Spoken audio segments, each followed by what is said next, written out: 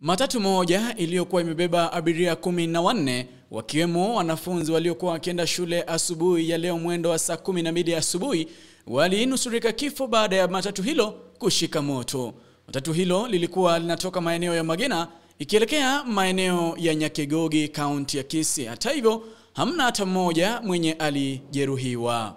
After 50 meters, gari ikaanza kutoa moshi ndani ya gari na abiria walikuwa ndani. Hiyo moshi kasidi wakaanza kukohoa sasa. Nikaweka gari kando.